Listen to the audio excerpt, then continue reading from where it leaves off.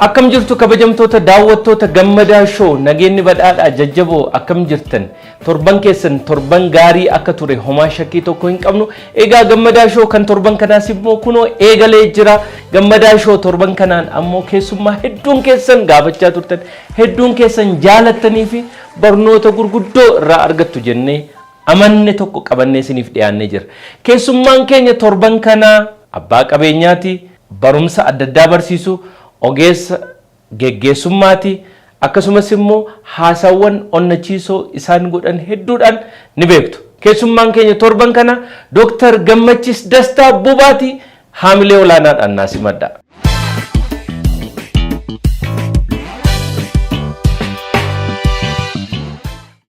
Baganagaan dhufte Dr. Baganagaan nu eddee Gammada. Bishaan keenya kanas dhugaatuu yoo jalqabde. Cheers. Torban kee akkam ture? Torbanni kun baay'ee gaarii ture, karaarran ture, Minnesootaan ture. Okay. Biyya Oromoo. Oh. Achi dhufee Oromiyaa xiqqoo gara Oromiyaa guddaatti dhufe. Baay'ee gaarii. Egaa torban darbe kana keessa immoo imalarra turte, sagantaa cidha guddaas qabda turte. Cidha guddaa. Akkuma beektu gaa Cambridge mana barumsaa internationally kan erga dhaabne amma waggaa 3 fitnee reefu waggaa 4ffaarra. Kanaaf mana barumsaa haaraadha. International schools baay'eetu jira biyya kana keessa. Kanaaf isaanii wajjiniin dorgomta. Garuu si'a jalqabaatii fi ijoollee qorumsaaf teessifne akka sadarkaa addunyaatti internationally mana barumsaa 2000 oli addunyaa irratti kan dorgome. Ijoolleen keenya mathematics, physics, chemistry fi biology dhaani tokkoffaa ba'anii. A-star fidanii badhaasa isaanii irra turre. Curriculum addunyaatti kan nuyi hordofnu British National Curriculum special intinimmoo kan godhu Pearson Edexcel kan jedhu qorumsa sanaaf teessifne ijoolleen keenya gaa mathematics, biology, physics, chemistry, art artiidhaanis tokkoffaadha kan isaan ba'an. A-star fiduu jechuun barnoota barattoota Awustiraaliyaas, Araba keessa, Ingilizii keessa, Gammadaa keessa, guutummaa Afrikaa keessa jiran wajjin kan isaan dorgoman. Manneen barnootaa sadarkaa walqixxee irra jiran. Sadarkaa walqixxee exactly the same examination. Akkuma amma maatrikiin guutummaa Itoophiyaatti kennamu kun immoo guutummaa addunyaatti laata. Kan irratti dorgomanii mo'atanii baay'ee gammanneerra. Sagantaan keessan baay'ee guddaa ture keessummoota gurguddoota irratti argame sagantaawwan akkasii sadarkaa kana ga'uun mataan isaayyuu waan guddaadha jennee yaadna. Baay'ee gargaarsa. Saganticha akkanatti guddisuu keessan keessummoonni achitti argaman hundumti isaanii miirri ture akkam ture? Argitee baay'ee hawwiin koo mootoodhumti hojii keenya producing transformative global leaders'idha. Nuyi kan hooggantoota qopheessinu Afrikaa yookiin Itoophiyaadhaaf miti. Addunyaadhaaf global leaders. Kanaaf ijoolleen keenya ijoolleen biyya kana bara manuma barumsaasa biyya egzaamiidhuma fatanaanuma biyyoolessaayyuu kufaa jiru jedhamu keessatti kan addunyaayyuu darbuu hin danda'u isa jedhu naareetiivii haaraa ilaalcha haaraa fiduudhaa fi sammuun ijoollee keenya hammam eebbifamaaf jabaa akka inni ta'e agarsiisuudhaaf. Kun baay'ee waan dinqiidha. Keessumaa immoo achi keessaa ijoolleen keenya baay'ee gaarii hojjetanii. Ijoollee Oromootu. Ijoolleen Oromoo baay'ee hojjetanii. Ijoolleen lama badhaafaman I think kanan arge ijoollee Oromooti. Naardos bulchaa kan jedhamtu tokko immoo obsinaan kan jedhamu. Obsinaan amma fakkeenyaaf waggaa 3 moo 4 dura yeroo mana barumsaa keenya seene afaan Ingiliziin beeku. Obboleessi isaa baay'ee isa gargaaruu barbaada waan ta'eef baadiyyaadhaa fidee galche. Yeroo sana admission processii keessatti reject godhan mucaan afaan Ingiliziin beeku hin danda'u haa deemu jennaan gashaa carraa kennaafiin jedhe. Gashaa carraa kennaafi hin galee ji'a 3 keessatti afaan Ingilizii dubbachuutti ka'ee amma warra addunyaarraa keessumaa fiiziksiidhaan A-star fidan keessaa tokkoffaadha. baay'ee nama dhiba. Baay'ee nama gammachiisa. Kuni achievementii guddaadha. Milkaa'inni hangana ga'u nama Oromootiin dhaabbatee ijoollee Oromootiif carraa banee sadarkaa kana ga'uun baay'ee nama gammachiisa. Egaa Dooktar ati hojii barnootaa kana qofa irratti hojjechuu qofa miti barsiisaa amantiiti, geggeessaadha, abbaa qabeenyaati, akkasumas immoo dubbiiwwan onnachiisoo yookiin haamileessoo motivational speakeriidha. Ogummaa kana hundumaa walitti baattee deemta. Kamiin caalaa jaallatta? Ani hundumaa keessaa bu'urrii milkaa'ina kooti Waaqayyo jedhee waan an amanuufi hojii amantaa keessatti hojiin qoodan qabu baay'een jaalladha. Abbaa koo irraas isan dhaale. Abbaan koo immoo lubootarraa luba guddinaa fa'irraa Onismoos Nasiib fa'irraa isa dhaale. Abbaan keessanis luba miti? Luba'ee. Abbaan koos tajaajilaa wangeelaati. Bara waggaa 50 ol fixee amma Ameerikaa keessa jiraata. Kanaafi hiriyyummaan isaanii jaalallummaan isaanii luba guddinaa tumsaa fa'i wajjinii Onismoos Nasiib fa'irraa fudhatan isaan immoo nummoo isaan irraa fudhannee itti fufuun anaa fi inni tokkoffaan isa. Isatti aanee immoo barnoota hojii barnootaa irratti hojjechuu baay'een jaalladha. Inni immoo business aspectii qabaata. Business aspectii sanas immoo baay'een jaalladha. Kanaaf hojiin barnootaa maallaqa fidee dhufe malee maallaqa ari'uudhaaf miti kanan seenedha. Miti.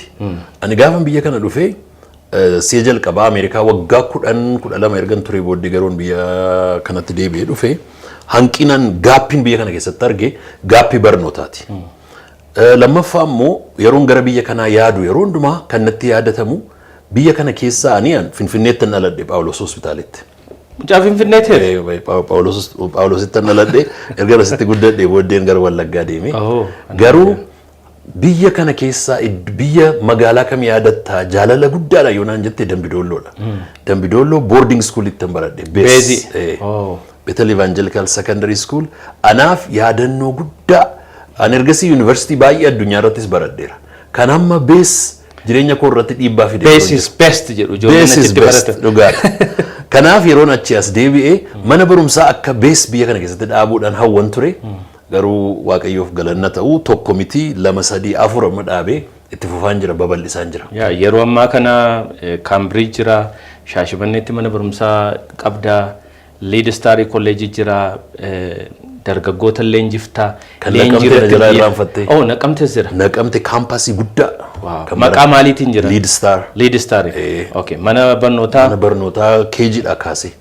It's the best. Bakka biraa eessa jira? Amma immoo Bishooftutti ijaaramaa jira under construction. Fulbaana dhufu inni boarding school ta'a. International boarding school. Wow. Ti'aanee Bulee Horaa Gujii seenuuf jenna. Isaanii wajjin dubbataa jirra. Amboo seenuu barbaanna. Kanaafi egaa tuma jedhu it's going to be empire barnoota guddaa wayii tokko ijaaruudha jechuudha. Yeroo baay'ee dargaggoota irratti sin hojjetta leenjiin kennita bara kana fakkeenyaa fi ganna darbe kana anis argaan ture miidiyaa hawaasaarra dargaggoo mo'aa jettanii ijoollee hedduu leenjisaa turtan. Dargaggoota daa'imman gara barnootaati warra barnoota malee hafe immoo dargaggoota leenjii dabalataallee kennaa jirtu. Xiyyeeffannoon kun hundumtuu dhaloota irratti hojjechuu yaadni jedhu kun akkamittiin si keessa bule caalaatti irratti hojjechuudhaaf? Argitee abboonni Oromoo qabsaa'ota. Abboonni Oromoo warra wareegaman. Abboota Oromoo kana mateessee wajjin haasofte nama hin hidhamne xinnoo argita. Nama hin garafamne, nama hin hiraarfamne, nama hin dhiphanne xinnoo argita. Itti aanee immoo dargaggoonni Oromoo qabsoo kana abbootarraa fudhatanii qeerroo ta'anii qabsaa'aa ta'anii bosonas seenanii magaalaas seenanii as ga'aniiru hafuura fudhataniiru.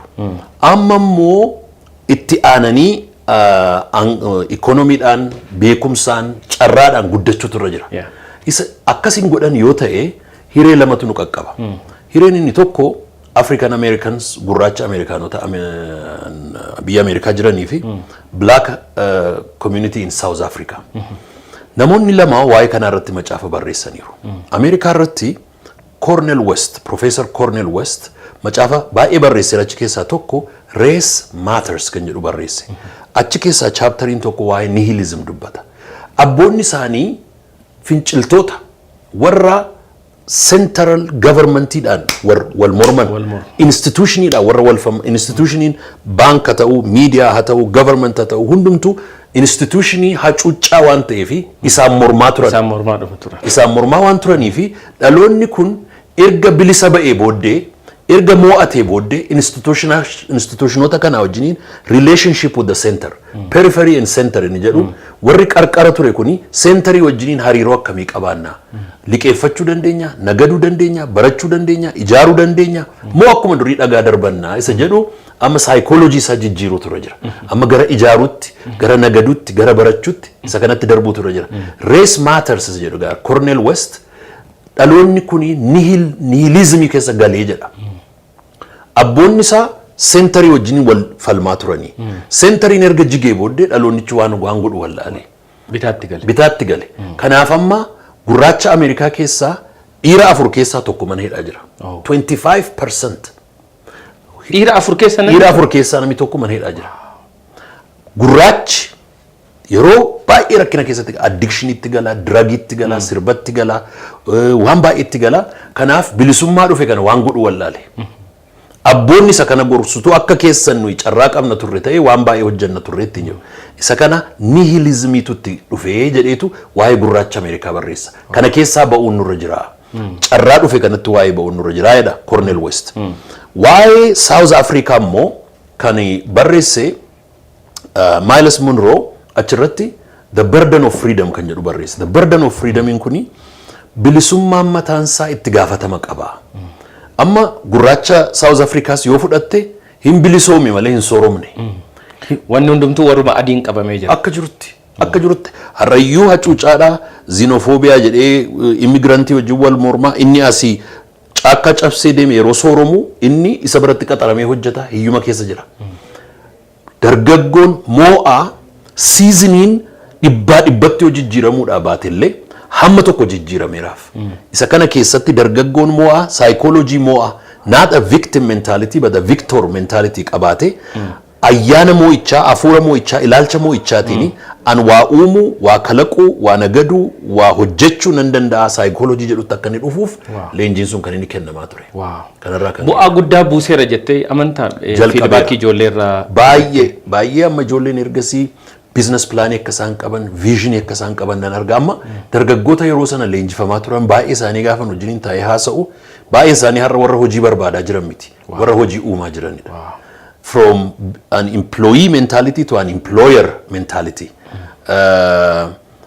businessii keessatti qacaramuudha manna businessii own gochuu waa uumu because lafti kun it's a virgin economy baay'ee isaa keessa galuu dandeessa baay'ee isaa uumuu dandeessa isa kana gaa kanaaf namni akkuma ammatti dubbatte hojii ofii isaatii uummatee jireenya mataa isaa akka geggeessu gorsuu nurra jiraata baay'inaan akka kana ila qacaramanii hojjechuunis waan gadhee miti dhugaadha yoo maqacaramtes you have to be an excellent in that position value kee increase godhii kan jedhu irratti barsiisaa hamma achi jirtutti nama cimaa ta'u sirra jira nama yoo deeme baga deeme jedhamuun ta'u exactly maaloo turi hojjettee abbaa qabeenyaa sana gammachiiftee garaa ciibsitee teessee hamma kana bu'aa sii buuseera ati immoo anaaf bu'aa maalii buufta kan jedhu on a level table dandeessee haasa'uu danda'u sirra jira akkas jedhu namoonni hojjetaa cimaa ta'u abbaa qabeenyaa cimaa ta'uudhaa fi hojjetaa cimaa ta'uu qabda dirqama bakka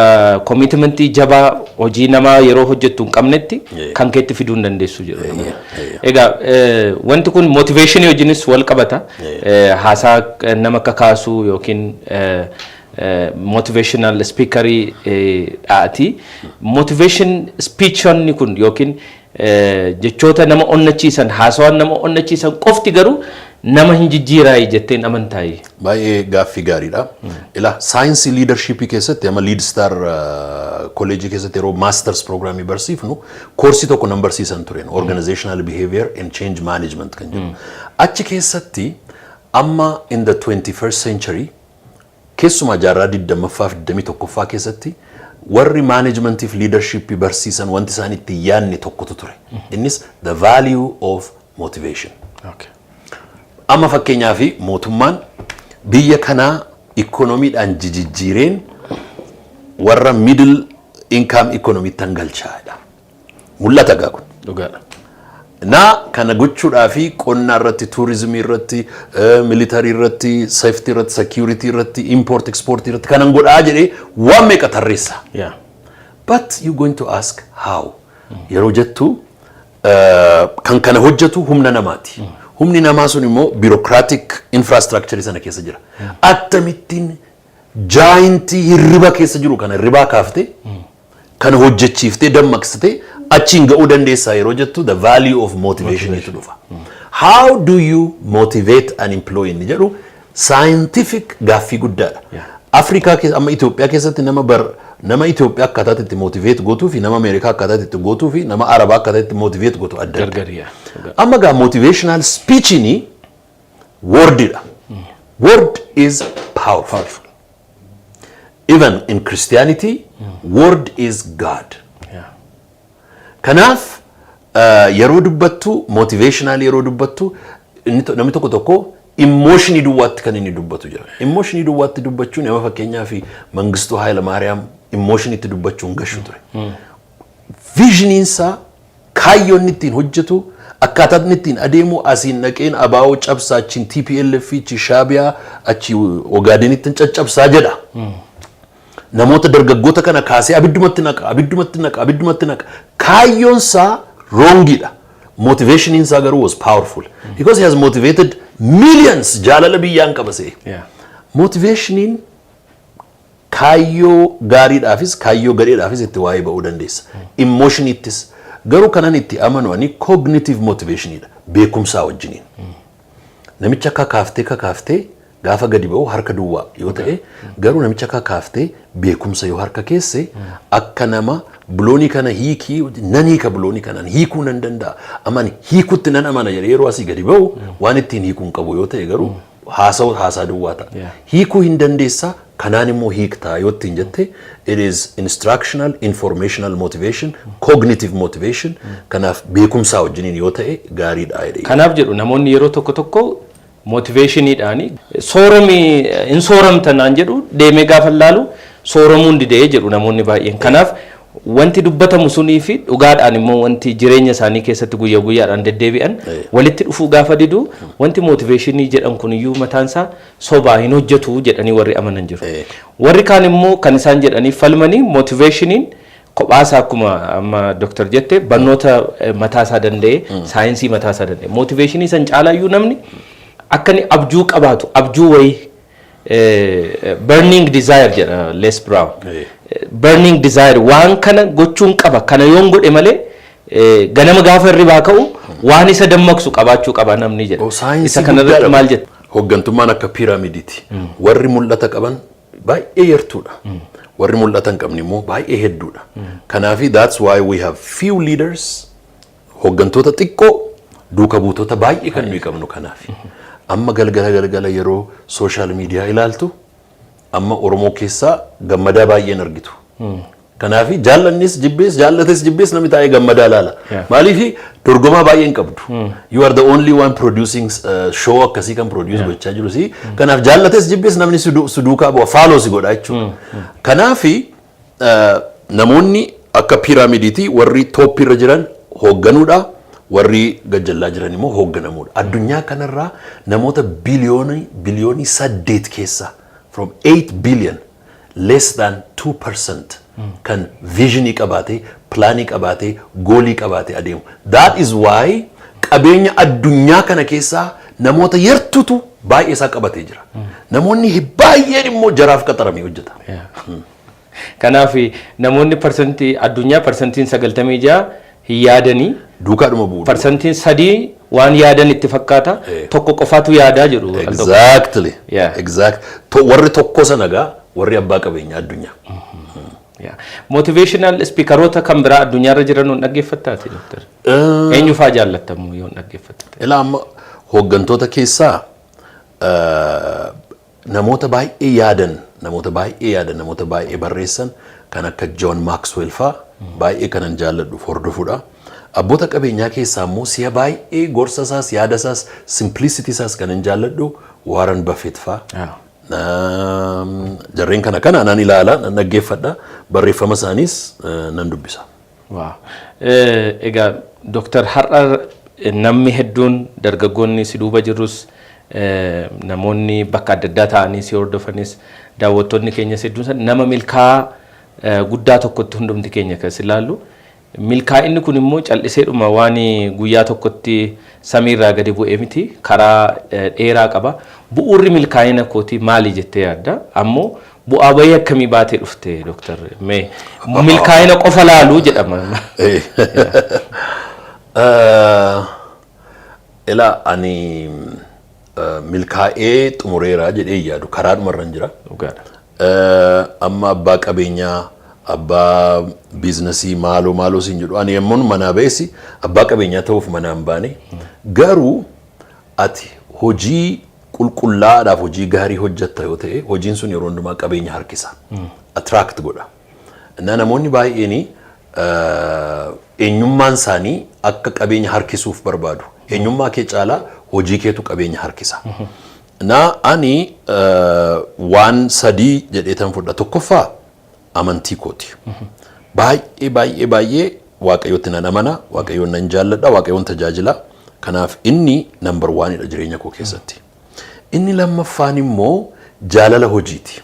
Baay'een hojii jaalladha. Hojjechuu baay'een jaalladha. Mucaan koo kaleessa barii kaanee mana barumsaa yeroo adeemnu konkolaataa keessa manni barumsichaas kan koo waan ta'eef noo barachuudhaaf dirqamnee mana barumsaa dhanna ati maaliif hin raftu ganamaa naan jedhe. Waa'ee kan keeti hojjettoota qabda maanajeroota qacarteetta maaliif hin raftuu naan jedhe. Ani garuu isaan hundumaa dura hojjettoota koo duraan achi ga'uu jaalladha. Maaliif nan jaalladha.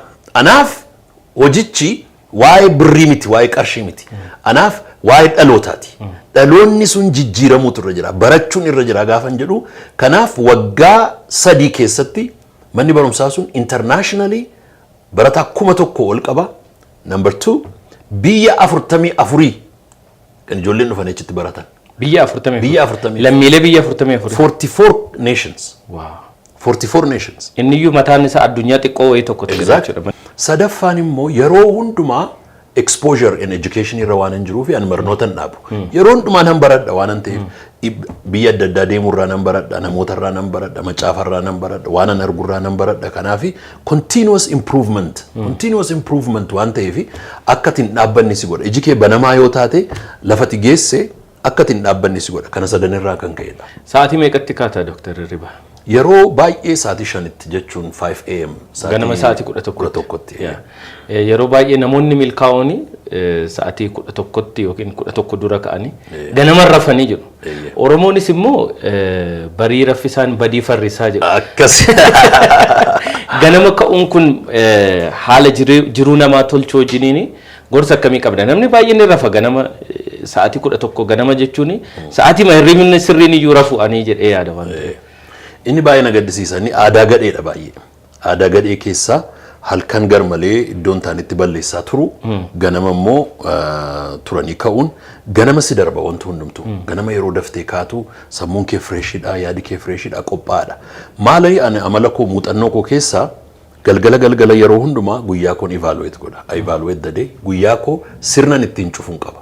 Guyyaa koo sirna sanaan cufeeni evaluate godhee maalan milkeessee maalan dadhabee maalittan gammadee maalittan gaddee isa kana ergan evaluate godhee booddee 20 minutes sigaa erga kana barreeffamaan nan godha. Barreeffamaan har'a maalirra noolee jettee barreessa. Exactly. Ergan kana babarreessee booddee iPad korra jira. Ergan kana babarreessee booddee bor waanan hojjedhu sammuu koo keessaa to do list korra kaa'een. Garaagarummaan keenya kana jechuun nuuni Hirribi keenya dhufe jennee mafiinnee dhannee rafna malee. Barreessuun jiru. Ishee irratti sammuun kee hin rafu. Sammuu keef onneen kee erga dhalattee tuti garaa gadameessa keessaa jalqaba hojii. Kana hojii isaan kan isaan dhaaban gaafati duutudha. Sammuun kee guyyaa si yaada halkanis yeroo itti raftullee hin yaada. Yeroo nu rafnu si yaada sammuu kee. Kanaafi sammuu kee irra waa keessee rafuutu sirra jira. Waanumati irra keessee daakaa bula. Amma galgala waan negative, waan si yaaddessu, waan si shororkeessu, waan sitti hin tolle, waan si cigeessisu irra keessee rafta yoo ta'e isuma daakaa bula. Abjuun keessa ta'a. Ganama yeroo hirribaa kaatus dunquun keessa ta'a. Garuu galgala wanta si gammachiisu bor waan hojjettu, waan challenge sitti ta'u 1 2 3 4 5 jettee to do list kee sammuu kee irra yoo raftee keessee raftee maal jedha Brian Tracy namni jedhamu then when you wake up you are 10 steps ahead of your neighbor jedha namicha sa abjuun qabda namicha sa eda waan sana planning gooni ati tarkaanfii kudhan caaltee hirribaa kaata kanaaf hirribaa onneen kee gammadee ka'a sammuun kee yaadaa bula onneen kee excited dha yeroo hirribaa kaatu dunquuqqaan ol tarak jettee kaata bishaan qabbanaadhaan dhanna kee dhiqattee uffata kee uffattee buna qabaannaan dhugdee kanaanichi hojii keetti fiigdaa jechuudha. Ruutiniin kee ganama maal faa goota kudha tokko barii yeroon ka'u iji buleef gurri bule kan koo yeroo hundumaa I start with the Bible. Bible is my inspiration, my instruction, my direction, my authority. Kanaafi iji koo gaafuma hirriba keessaa ka'u the first book I read is a short devotion. Short devotion, short prayer, shower. Shaaworii sana booddee jijjiirrachuudha. Si'a baay'ee ispoortii mana barumsaatti kanan hojjedhu. Ijoollee wajjin amma mataasaa ijoollee wajjiniini. Mana barumsaa ispoortii hojjedhee dhufaa jira jettee har'a Yuusuufan uffanne akka daa'ima baay'ee dargaggeessa jabaa tokkotti dhufte. Dhiifama. Kanaafi hojiin kee si gammachiisa maaliif eda already you are ready. Akka nama fiigichaaf yeroo dorgaan dorgee galee meedaa galee set ready yeroo si dhukaasamta akka kana kaatee hirribaa kaataa jechuudha. So in the morning you're gone. Kana booddee gaafa dhattu namicha isa taa'ee har'a maalan hojjedhaa jedhee ganama isaa jalqabu irraa you are by far different. You are already qophaa'aa cimaa kee jira. To do listii qabda. To do listing kee already guuteera. Guuteera dhangalaadha. To do listii kee mardeemta hojjedhe. So akka nama maappii malee manaa beete eessan naqaa maalan godha. So you have wasted your time. Galgala keetuun qophaa'inii yoo bulte. Anaaf Sunday afternoon and every evening is very important. Sunday afternoon plaanii torbanii baafta. Sunday afternoon keessumaa sanbata guddaa sa'aatii akka Itoophiyaatti yoo jenne sa'aatii 10 booddee namni hiriyaasaa wajjin taphatu torban sanaaf qophaa'uu hin danda'u. Sanbata guddaa namni baay'een bar sanbata guddaa idduma iddoo dhaqanii dhugan yookiin foon nyaatan halkan guutuu iddootti yeroo baay'ee iddoo bashannanaatti dabarsan. Inni sanbata qidaamee godhachuu danda'a Saturday. But Sunday yoo nama amantaa taatee ganama you go to worship, lunch, nap, relax with friends and family. Sharp sa'aatii 10 gaafa ta'u you have to start getting ready for Monday. Torbanichi plan goota. Torban kee from Monday to Friday. Jimaata dhufu maal milkeessee xumuruun irra jira kan jedhu torban 52 qabda waggaatti. Kanaafi torban 52 keessa torbanittii sana plan gootee seemmoo caccabsitee guyyaa guyyaatti Monday, Tuesday amma Friday itti erga gootee booddee sanbata sana you are ready. Kana booddee kan dafinoo kee gootee hirribatti raftaa. So itti gammadda torban kee kaayyoo qabda mul'ata qabda. Kanaaf wiixata ganama kaatee of Black Monday jettee wiixata dukkanaa wayitii jettee baay'ee complaining gootu jedhe. Ilaamma kuni to do listii koo kan guyyaa har'aa ture. Hanga kana hunda amma yeloon kuni san milkeessedha san fitee kan hojjetamee dhume san hojjetee dhume warri kuni moo warran hojjanne amma intaniini iPhone'iin waan gaarii siif kenna kana teessee barreessuun iyyuu sirra hin jiru waan sammuu kee irra jiru itti himtaa record si godha gaafa hojjettee fixxutti buuta gadi buusutti itti bu'a gadi buusa hojjettee iPhone bare suuraa dhumatti kaa ollee galla kuni plan godha intanii ka hojii kee plan godha kana laaltaga kan kamiin hammam galmeesseera hammam milkeessine galgala teessee kana laaltee manni yeloo qabu kun hundumtu xumurame. Barnoota baay'ee guddaadha kun dhugaa dubbachuudhaaf. Waaw kuni egaa kabajamtooti daawwattoonni keenyas waan kanarraa barnoota guddaa akkasiin argattan homa shakkii tokko hin qabu. Yeroo jabaataa adeemtu the most expensive asset.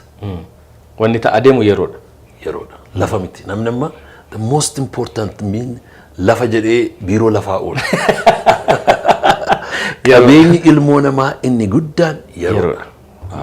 Egaa ati Dr. biyyoota adda addaatti isin imalta amma kanuma keessa amma waan yeroo wajjin wal qabsiifne biyyoota hedduutti imalta tarii biyyatti ittiin imallee Antarktikaadhaan naan jedhe namni tokko yeroo cabbii malee namni filaayitiin waan hin jirreeffachirraa yoo hafee jedhu biyya meeqatti imalteetta Dr. kanaan dura? Dhugaadha hin lakkoofne garuu Eeshiyaa hamma Laatiin Ameerikaa hamma Awurooppaa hamma Ameerikaatti amma biyya Middle East Saudi kaasee biyyi na hafee baay'een hin jiru waaqayyoof galanna ta'u. Imaluunis waan si gammachiisuuf immoo dhimma hojii waan qabaattuuf immoo bakka kana hundumatti lamaaniyyuu si gammachiisa. Lamaanuu. Dadhabbii isaa akkamitti ilaalta? Namni baay'ee nama imaluu asumaa kee bakka wayii deemuun iyyuu airportii irratti sa'atii baay'ee dabarsuun kun akkamittiin wal sisimata hojii kee guyyaa guyyaadhaan hojjettu biizii taatu kana waliin. Ila argitee yeroon biyya tokko ka'ee biyya tokko adeemu kaayyoodhaan an adeema waanan hojjechuu barbaadu waanan milkeessuu barbaadu sana lafa kaa'a isa waanan milkeessuu hin qabu yoo ta'e carraadhuma argameef jedhee ka'ee hin deemu amma invitationii baay'ee naa dhufa waggaatti kottu as kottu achi kottu as kottu achi keessaa nan filadha kanaaf amma waanan milkeessuu qaba waanan irraa baradhu qaba waanan gumaachuu qaba yookiin waanan irraa argadhu qaba bakka hin deemtu irraa exactly kanarraan kanaaf biyyuma ilaaluudhaaf yookiin immoo biyyuma barra carraadhumti argame jedhee ka'ee na deemu garuu biyyoota adda addaa ilaaluun aadaa isaanii baruun baay'ee sitti tola waan irraa bartu connectionii uumtaa networkii uumtaa na networking kee immoo bal'ataa deeme fira horachaa hammuma adeemte hammuma sana milkaa adeemte akkuma jedhanii your net worth is equal to your network kanaaf networking kee hammuma bal'ataa adeemu networking keessa maallaqa keessi kaashinis dabalaa deema egaa biyyoota kana hundumaa yeroo deemtu garuu otoon biyya akkasii ta'e otoon saba kootiif biyya kootiif immoo waan akkasii arge jettee waan hinaaffan baay'ee si ajjeesuuf ka'ooyi isa keessaa immoo maybe gama barnootaatiinis ta'uu danda'a maali wanti baay'ee otoo kun ta'ee saba keenyaaf milkaa'ina guddaadhaafaa jettee yaaddu jira. Bar tokko Osloon ture Norway Oslo yeroo cabbii ture baay'ee cabbiin tuulamee funyaan nama ga'e amma nagaa ture. Na yeroo sana immoo biyya kana keessaa abaa'oon ari'amee ala ture obbo Leencoon yeroo sana Norway turan. Na achi Oslo ture akka isaan achi jiran waanan beekuu fi hiriyaa koo tokko obbo Leencoo dubbisuun barbaada tamti na argadhaa jennaan naa barbaadee fide hoteela hin dhufan teenyee itti haasofnu anamma asii akkuma ba'eenii Oromiyaan deemaa Finfinneen deemaa cabbiin achi hin jiru jennaan waa'ee isaa natti hin kaasin inni jannataa naan jedhan. Oslo keessa taa'anii cabbii sana keessa taa'anii waa'ee biyya kanaa gaafa yaadu amma inni gadda Ameerikaan ture already cabbaa'utti qorruutti ka'e jalqabaa jira cabbaa'uun isa dura Dubaay nan ture abiddaa yeroo as dhuftu akka kanatti biyya keessa deemta yoo qorrees yoo ho'es badaa difference hin qabu mana koo keessa amma yeroon Ameerikaa jiru air conditioneryidhaa fi horii baay'een kaffala amma mi'aa amma warri Norweeyin jiraatan keessumaa amma dhugaa ba'uu danda'u amma nadaajiini biyya sana keessaa burqeera horii guddaa argatu garuu still very expensive gurbaan tokko faa maallan jedha hamma yuuroo kiroonarii 1,000 2,000 3,000 itti kaffalu ji'atti air conditioning qabbaneessuudhaaf manicha yeroo bonaa ho'isuudhaaf yeroo ganna biyya keenya keessa air conditionery hin jiru hin rafnaa hin kaanaa qilleensi isaa sitti tola garuu qilleensa akkasii qabaanne bokkaa akkasii arganne galaana akkasii dargaggeessa ammasii baanne hiyyoomuun keenya baay'ee na aarsa garuu natti dhageessisa waan qabaanneef hiyyoomne jedhu namoonni tokko tokko kan akkamitti ilaalta beeku really an hin beeku rakkoo waan hin argineef namni biyya kana maal na dhibe jedheetuma jiraate malee sila amma tokko biyya qorraa sana ACU waan ittiin bitan nutu hin qabnu ta'e silaa nutu dhuma otoo baay'ee ho'ees immoo akkuma kana qabeenya kanatti iyyuu akkas nu godhee jedhu maaltu akkas nu godhee jettee yaadda iyyummaa kanatti inni yoo kana the cost of poverty kitaaba jedhu anaaf mucaa kootu dubbisa ture waa'ee poverty na waa'ee isaa yeroo dubbifnu mucaan koo umuriin isaa 13 garuu economics fi business baay'ee dubbisuu jaallata yoo inni yeroo dhabeellee isatti kenna dubbisi natti min jedhan na dubbisee brief na godha na kitaaba kanan itti kenne na waa'ee bara baay'ee foreign aid in Afrikaatti dhangala'ee Afrikaa maaliif jijjiiruu dadhabe hiyyuma keessaa maa ba'uu dide Afrikaanii na maal naan jedhe mucaan koo daadii jedhe you know the writer broke down every problem down to the problem of leadership jedhe Africa is poor because of leaders because of its leaders na hooggantoota nuyi qabnutu hiyyuma kanatti nu geesse kan jedhu fida hooggantoonni darbaa dabarsa biyya kana hoogganan abjuusaan biyya kanaaf qabantu galmaa'e abjuu xiqqoo abjuu gabaabaa saba isaanii qe'ee isaanii qomoo isaanii maatii isaanii duwwaa gammachiisuudhaaf warra hojjetan hammottima sana godhan biyyicha maqaa isaanii ol kaasan maqaa qomoo isaanii maqaa maatii isaanii ol qaban isarraan achiin darbine biyyichaaf dhalootichaaf dinagdeedhaaf siyaasaaf mirga ilmoo namaatiif dimookiraasiidhaaf warri hojjetan baay'ee waan hin turree fi because of bad leadership we have a lot of problem. Kanaaf jedhee tanan yaada. Kanaaf rakkoon hooggansummaa biyya kana keessa tureera jiras jettee baay'ee rakkinni inni guddaan lafa keenya hudhee maaliif Dubaayin godhee nadaajii isaanii miti hooggantoota isaaniiti. Ameerikaa kan Ameerikaa godhee hooggantoota isaaniiti. Akkaataa isaaniitti dimookiraasii ijaaran the founding fathers of the United States warri constitution sana barreessan warri bill of rights barreessan waa'ee declaration of independence barreessan hooggantoota isaaniiti. South Africa yoo argite hooggantoota isaaniiti. Biyya kan biyya godhu albuuda inni lafa keessaa qabu miti. Biyya kan biyya godhu qilleensa inni qabu bokkaan inni qabu miti. Sammuudha. Macaafni qulqulluun malee yoo dubbifte wanti hundinuu jira ture jedha. Biqiltuun garuu lafa irratti hin biqillee sababiin isaa namni hojjetu hin turreedha. Namni hojjetu hin turreedha. Hojjetamee biqile jechuudha. Namni hojjetu hin turreedha. Kanaaf nama uumee achi keessa kaa'ee maalittiin jedhee hojjedhu ittiin jedhee. Namni hojjechuudhaaf uumame. Hojjechuudhaaf immoo inspiring leaders barbaachisoodha. Guiding leaders hojjetee kan hojjechiisu. Dhama'ee kan dhamaasu. Kufee kan kuffisu kaasee kan ka'u hoogganaa barbaachisa. So biyya waaqayyo gaafa eebbisu hoogganaa kennaafi kanaaf hiyyuma biyya kamiyyuu yoo fudhatte it's a reflection of leadership. Dr. Gammachis lammii Ameerikaati moo lammii biyya Itoophiyaati? Egaa yoo lammii Ameerikaati jedhe dorgommii biyya kana keessaa na baasuu barbaadde jechuudha. Sobuun hin danda'amu ani lammii Ameerikaati. Naashinaal erganii lammummaa Ameerikaa fudhadhee waggaa baay'eedha. Kanaaf Dr. Gammachis maybe gara fuuldura siyaasa Itoophiyaa keessa faa seenuudhaaf fedhiin qabu jennee yaaduu dandeenya? Isa booddee dhoksaatti mari'achuu dandeenya. No, ani barsiisaadha. Barumsa irratti hojjechuun jaalladha. Hamma dhuma jireenya kootti gumaachi koo sana ta'a jedhee tanan yaada. Yaa maaliifan gaaffii kana si gaafadhe Dr. Gammachis maatii qabsaa baaroo tumsaati si jedhani. Kanaaf maatummaan keessan akkamittiin maatii taate akkasumas immoo maatii kumsaa morodaatis hin jedhu mee lamaan kana natti himi. Sirriidha. Karaa kan baaroo tumsaa yoo fudhatte haati manaan koo intala angafa baaroo tumsaati. Naasisee baaroo tumsaa jedhamti. Kanani naasisee fuudhesi jaalalan baaroo tumsaadhaaf qaburraan kan ka'e. Maaliif isas jaalala sanas kan sammuu koo keessa kaa'e immoo abbaa kooti. Baaroo tumsaa fi abbaan koo guyyaa tokko mana barumsaa galan. They were classmates ture wal bira ta'anii baratu turan. Booddee baaroonfaa baay'ee gara barnootaa gara yuunivarsiitii deeman baaroo tumsaafaa nagaasfaa tumsaafaa lubi guddinaafaa immoo gara lubummaa abbaan koos gara luba guddinaaf tumsaafaa deeman. Akkuma kana yommuu deeman iyyuu dhaqanii yuunivarsiitii booddee yeroo isaan qabsootti dha'anii qabsoo bu'uureessan immoo walitti dhufan. Walii wajjiniin qabsaa'u turanii qees guddinaafaa abbaan koonfaa karaa waldaa kiristiyaanaa baaroonfaa immoo karaa siyaasaa. Na abbaan koo ijoollummaa kootti akka ijoolleetti tiriit nan godhu ture. Akka nama guddaatti tiriit na godha ture. Kanaaf siree isaa bira kaa'ee seenaa natti hima ture. Seenaa guddinaa, seenaa baaroo, seenaa qabsoo Oromoo, seenaa waldaa kiristiyaanaa, seenaa sabni Oromoo keessa darbee kan hidhamtootaa kana waan inni ta'uu fi jaalala guddaa sammuu koo keessatti uume waa'ee baaroofaa.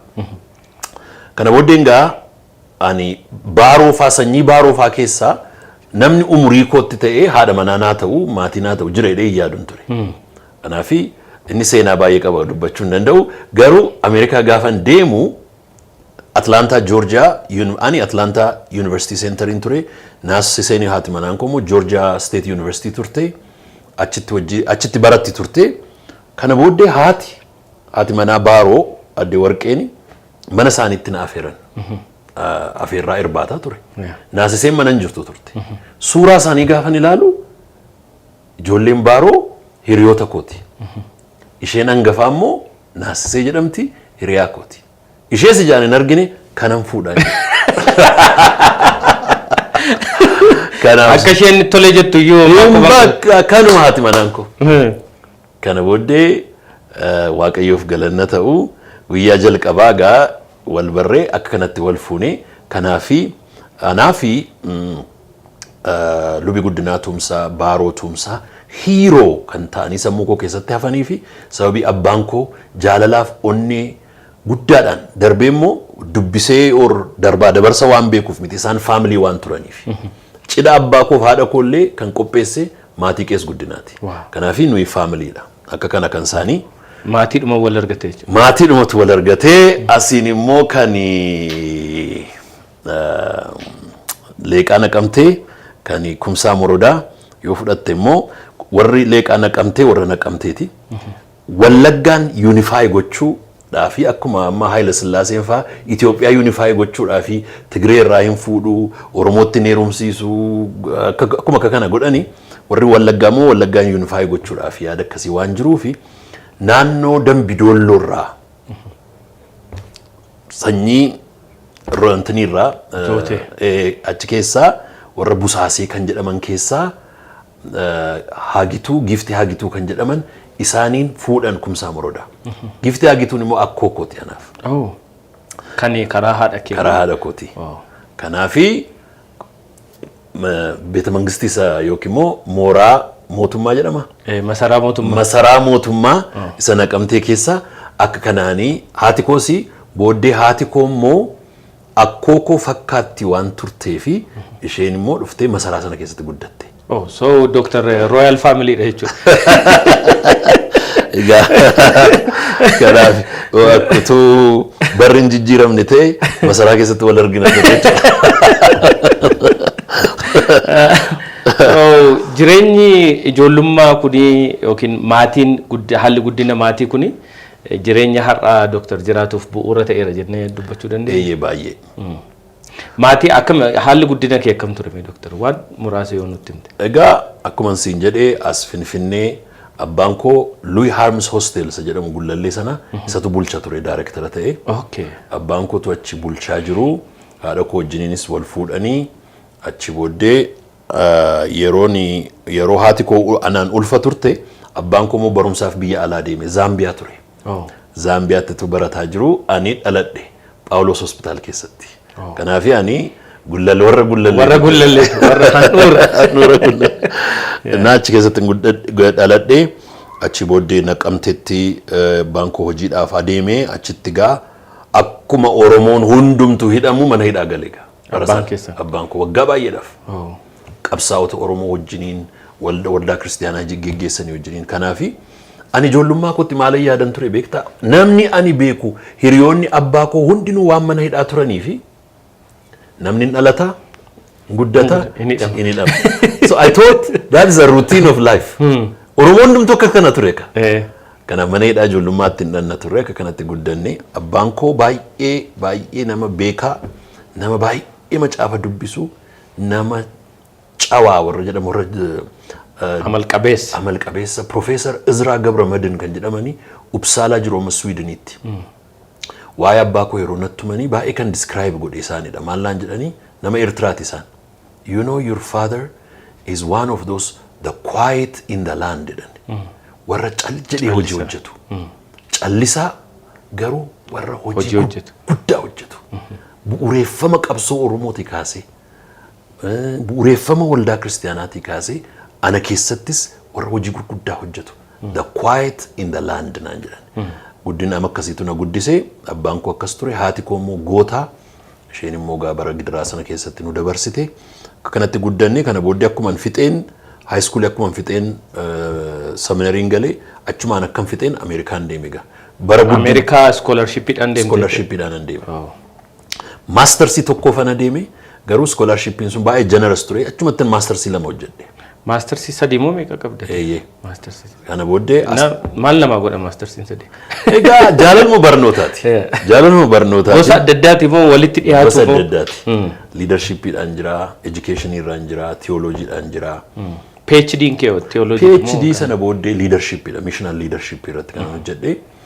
Jalqaba Emory Universitytti galeen sociology of religion PhD jalqabeen jibbee achi booddee Kolumbiyaa galeen achittiin fixe. Achi booddee achi dooktireetii ergan fixee booddee egaa hojii Afrikaa irratti hojjechuutti ka'ee achi booddee gara biyya kanaan dhufe egaa. Waaw. Egaa Dooktar baay'ee biiziidha barnootaanii hojiidhaan waan adda addaatiin akkuma kanatti immoo guddina kee as geenyee jirra. Maatii keef immoo yeroo baay'ee kennitaa. Maatiidhaaf yeroo kennuun amma namoonni tokko namoonni milkaa'oon tokko maatiidhaaf yeroo hin kennanii hojii isaanii qofa irratti fiigaa oolu maatiin immoo duuba jira. Maatiidhaaf guyyaa tokko yoo kennan hin beekan. Yookiin immoo maatii isaaniif yeroo bal'aa kennu hojiidhaaf yeroo hin kennanii jireenyi isaanii hin jijjiiramu. Akkamittiin balanced life yookiin immoo jireenya madaalawaa namoonni geggeeffachuu qaban maatii wajjin akkamittiin ibsitaa Dooktar? Baay'ee gaaffii gaariidha. Yeroon kana yaadu qochoo akkuma risaan qochoo lamaan barrisu namni qochoo lama isa barbaachisa. Qochoon inni tokko relationshipidha yookiin immoo hariiroodha. Qochoonni kan biraan immoo responsibilityidha yookiin immoo itti gaafatama hojiiti. Kanaafi namni hojii duwwaadhaan fagoo ga'uu hin danda'u. Hariiroonis immoo isa barbaachisa. Hariiroon suni relationshipiin suni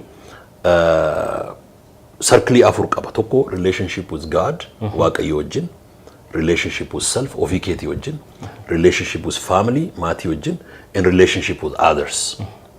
Amma gaa namoonni baay'een isa kana confuse jalaa ta'a. Eessaa jalqabu with others. Business partner jedhu, hiriyaa jedhu, political ally jedhu, maaloo jedhu. Kanaafi ala kanarra waan oolanii fi pilaarota kana sadan irraanfatu. Namni deep and serious relationship waaqa wajjin qabaachuun isa circle isa jalqabaati. Inni lammaffaan amantaa fedhayyuu haa hordofu. Waan fedhayyuu haa ta'u. You have to be plugged. You have to be connected with the divine. Fear of God, sodaa waaqaan qabaachuun. Inni lammaffaan immoo ofii keetii wajjiniin. Garmalees of jajuu. Garmalees of tuffachuu. Of beekuun baay'ee barbaachisaadha. Ani eenyu isa jedhanii namni Xilaahuun Gassasatu sirba isaa keessaa tokko namicha tokkotu barreessee fi walaloo sana baay'een jaalladha. Namni iddoo baay'eetti wal fakkaataa jedha.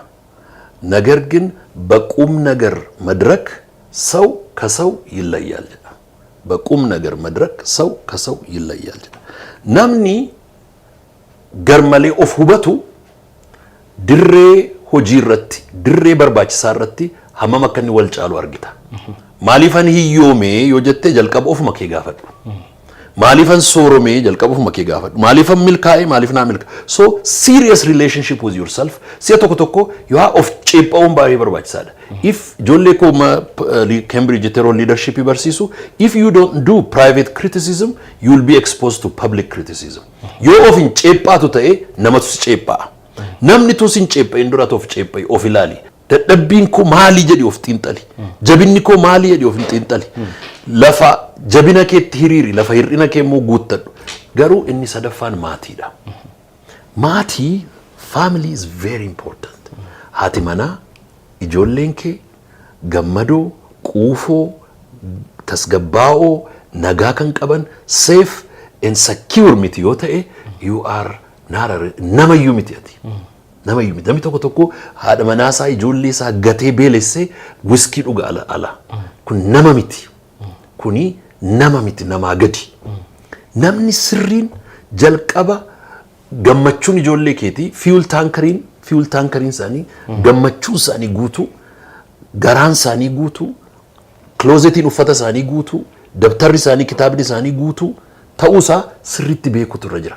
Maatii kee qubsitee gammachiistee maatiin kee nu gammanneerraa ati immoo dhaqiitii hiriyoota keetii wajjin gammadisiin jechuutu irra jira. Na ani maatii kootii fi perfectidha jechuu koo miti. Hamman danda'e garuu yerootti isaanii wajjin yoonni biyya alaanaan adeema ta'e achi as yeroon deebi'u garuu isaanii wajjin yeroo fudhachuutu narra jira. Waggaatti si'a lama sadii hamma waaqayyo nuuf kennee yeroo iddoo gabaabaasa ta'u iddoo dhiyootti vakeeshinii fudhachuun baay'ee barbaachisaadha. Yeroodhuma maatii keetii wajjin balbala cufachuun heaven on earth jechuuni. Maatii ofiiti. Maatii keetii wajjin irbaata kee nyaattee gammaddee gammadanii isaanii wajjin ijoolleen keessi wajjin ta'anii kolfuu jechuun kolfa isaanii dhaggeeffachuu jechuun muuziqaa heavenii dhaggeeffachuu jechuudha. So you have to enjoy that. Isaanis kana barbaadu. amma abbaan tokko ATM father sinitti jira ATM ni malee abbaa miti ATM kaashii dhuma xarraa gattuma bu'u too jedhee mabraa deema ATM ni maashinii dha malee abbaa miti. Kun baay'ee barnoota guddaadha. Hundumti keessan maatii keessaniif yeroo akkasiin kennitan carraa kanaan dhaamsa guddaa isiniif dhaamna. Dr. Imala kee dheeraa kana keessatti akkuma jenne biyyoota adda addaatti imaltaa yeroo tokko yerootti dubbattu kan nuun dhageenye imalli biyya adda addaa kun immoo amma biizii si gochaa waan jiruufi xayyaara dhuunfaa otoon bitee gaariidha jettee turte mee ajajameera moo maalirra geera? Anis ittiin deemuu waan barbaaduu fi kanan gaafadhu. Ittiin deemta si waama gaafa bitee jalqaba wajjiniin deemna. Akkas ajajame? Ajajuun baay'ee salphaadha bara kana. Ajajuun baay'ee salphaadha. Bitachuun baay'ee salphaadha. Namoonni gurguranii na dubbisanii beeku. Mee bitadhu naan jedhanii horii qabaatteen bitattaa yoo dhabde liqeeffattee ittiin bitachuu dandeessa. Namoonni kan mataa isaanii qabanii fudhadhu kan siin jedhan jiru bitadhu kan siin jedhan jiru. Kanaafi gaafa yeroon isaa ga'u barbaachisummaa isaa gaafa argamu bitachuun ilma danda'ama jedhee namana. Yeroo tokko namoonni doktor gaaffii kana baay'een si gaafachuu barbaada. Ani nan hawwa waan gurguddaa hawwa. Dhuunfaa kootti konkolaataa gurguddaa hawwa waan gurguddaa hawwa. Yeroo maaf hawwitaa jedhanii hawwii keeyyuu daangessuu barbaada namni. Ani immoo maal jedhee namana maybe law of attraction ni hojjetaayi waan guddaa hawwuun fakkeenyaaf xiyyaara hawwuun kee xiyyaara fiduu danda'a konkolaataa gaarii hawwuun fiduu danda'a law of attraction sun hin fida jetteen amantaati law of attraction. Ilaame akka jedhu macaafni isa qabuuf hin dabalamaayedha. Isa hin qabneef immoo inni mtinni qabuyyuu irraa fudhatamaayedha. Wow. So wealth attracts wealth. Knowledge attracts knowledge. Amma gaafa sammuun kee banamee waa beekumsa argachaa deemtu moor dheebotaa adeemta. Gaafa qabeenya argataa deemtu immoo qabeenyumtu sun wal dhalaa adeema. Utumati hin beekin. Ammani mana barumsaa tokko gaafa Shaashamanneetti tokko jedhee bitu namichi natti gurgure sun sumatu narraa bitaa naan jedhe. Ani horiin qabu sumatu narraa bitaa naan jedhe. Waama qabdu naa kenniiti isaa hafee itti dabaltee waggaa laman sii kenna baankii sin naqin kaffaltee naa kennitaadha. Yeroo sana miliyoona 17 kaampasii guddaa biildiingii 21 fi kaaree 20 center city dhaan natti gurgure. Now it is more than $250 million. Wow. Amma gaa ergan isa bitee booddee value dha equity dha kan biraa bituun salphaadha. Sana bituun salphaadha. Kana bituun salphaadha. Equitiin isaa wal dhalaa deema. Necessarily gimmick words, law of attraction isittiin jedhii, maalis ittiin jedhii gaaffii dubbiin macaafaa garuu isa qabuuf itti dabalamaadha. Yoosef macaafa qulqulluu keessa amma Yoosefin yoo fudhatte Yoosef biyya Misir dhaqee ikoonomii Gibxii gaggalagalche. Empire guddaa isaan godhe. He made them the superpower of the world economically. Yosef Gibs biyya hiyyeessa fuudhe abjuu isaanii hiike yeroo isaan midhaan baay'ee horan harkaa fuudhee tuule yeroo biyyi lafaa beela immoo gatii ofiisaatii tilmaameen the whole world jedha addunyaa guutuun irraa bituu dhufeedha. So commodity addunyaan bituu fidee qabeenya Gibs fuudhee samaayiidhaan ga'e. Yosef maqaansaa hiikaa maqaansaa maal beektaa Yoosef jechuun dabalaadha. Dabalaadha. Dabalaadha. Kanaafi kaaraakteriin ilmoo namaa economically yoo fudhattee ilaalte namni dabalaa ta'uudhaaf uumame. Akka dabalaa deemuuf. Konkolaataa qabda yoo ta'e, beekumsas qabda yoo ta'e, biyyas qabda yoo ta'e, aangoos qabda yoo ta'e, isa amma qabdu ciniinii qabadhu. Isa amma irra geessee harka lamaan, miila lamaan irra jedhu. Isa ittaanutti immoo ce'uudhaa fi abjoodhu. Kanaaf maqaan dhaloota kanaa abjuu koo keessattan Oromooni maqaan dhaloota kanaa akka inni dabalaa ta'uun barbaada. Dabalaa baay'ee nuuf baay'ee. Ameen dabalaa bulu. Miidiyaa irrattis immoo hojii gurguddaa hojjetteetta. LTV bantee turte, Mo'a TV'n kan keetii, Evangelical TV'dha. Miidiyaa irratti hojjechuu fi landscape'n miidiyaa biyya kanaa maal ta'uu qaba rakkooleen miidiyaa keessa jiranii fi miidiyaadhaan hojjechuuf maaltu si yaachisee doktor? Ilaa yeroo sana ofii keessis irratti waan hedduu waan barsiistuuf. miidiyaanii humna guddaadha akkuma ati beektu gaasi caalaa dubbachuun danda'u waa'ee miidiyaa irratti ati warraan keessa baay'ee waa'ee miidiyaa kana beektu amma warri kaameraa kana hojjetan amma Itoophiyaa jettee amma addunyaarra yoo deemtee himte waan lama sitti manamni baay'een tokko Haayila Sillaasee isin jedha lammaffaan immoo waa'ee beelaa sitti dubbata waa'ee beelaa akka Itoophiyaan beela'e ijoollee lafee duwwaa ta'anii ijoollee sammuun isaanii gurguddatee rakkina baay'ee qaban kan biyya lafaatti agarsiise maalinni kaameraadha. Kaameraan imeejii biyya kanaa barbadeesse. Imeejii biyya kanaa deebisee kan ijaaruu danda'us kaameraadha. So the power of media si ijaarus si balleessus danda'a. Kanaafi media sana gaa kanan barbaadee ture ani kanan barbaadee LTV more secular family oriented media evangelical TV Mo'a TV argitee barichi bara miidiyaati waan ta'eef barumsa si ogummaa si dandeettii si motivationii si dhalootatti dhangalaasuudhaaf kan jedhuun miidiyaa jaalladha kanan si bira dhufees kanumaaf. Wow baay'ee waan bira dhufteef baay'ee gammanneerra hedduu si galateeffannaa maybe dhumarratti dhalootaaf dhaamsan qaba kan jettu yoo jiraate carraa kana siif. Baroota kana erga waggaa haaraan Itoophiyaa seenee as akkasumas immoo bara 2016 kana keessa kitaabota ani dubbisaa jiru baay'een isaanii books of wisdom idha. Ogummaan lafa jiru badhaadhummaatu jira. Ogummaan lafa jiru nagaatu jira. Ogummaan lafa jiru rakkina hiikuutu jira. Biyya kanaafis dhaloota kanaafis bara kana kanan hoo ogummaadha. Wise ta'u. Wise nation, wise generation akka ta'u. Biyya Switzerland yeroo deemu akka biyya Switzerland biyyi qabbanaa'an hin jiru.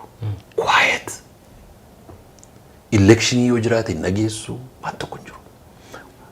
Waraana addunyaa World War 1 keessan turre, World War 2 keessan jiranii, Cold War keessan jiranii, Gulf War keessan jiranii, waan tokko keessan jiranii.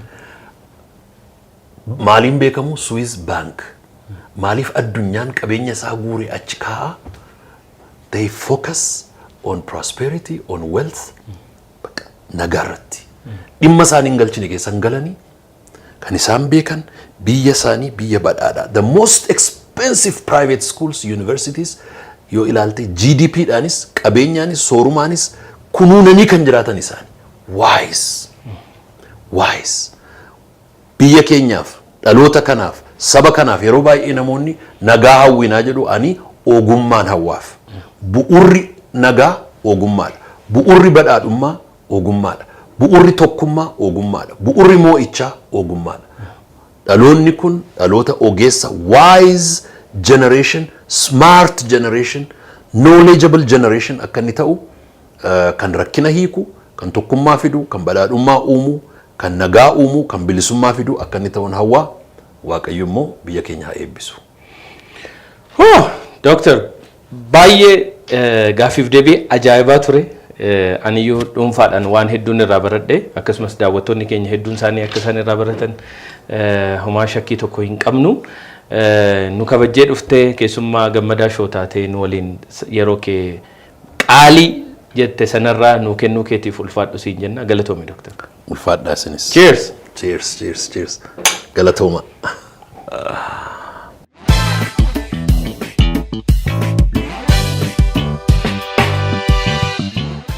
kabajamtoota daawwattoota keenyaa turtii nuti Dr. Gammachiis Dastaa Bubaa waliin turre hedduu hawwataa waan hedduu irraa barattanii akkasumas immoo galaa dhalootaaf ta'u hedduu akka isaan isiniif dabarsan homaa shakkii tokko hin qabnu. Egaan daawwattoota keenya ammoo dhaabbileen dhuunfaa fi akkasumas dhaabbileen mootummaa fi miti mootummaa nu waliin hojjechuu barbaadan tajaajilaa fi oomisha keessan adda addaa beeksifachuu barbaadan Gammadaa Show irratti karaa lakkoofsa bilbilaa as iskiriinii gadi mul'atu kanaan bilbiltanii haloo nuun jechuun nu waliin hojjechuu dandeessu.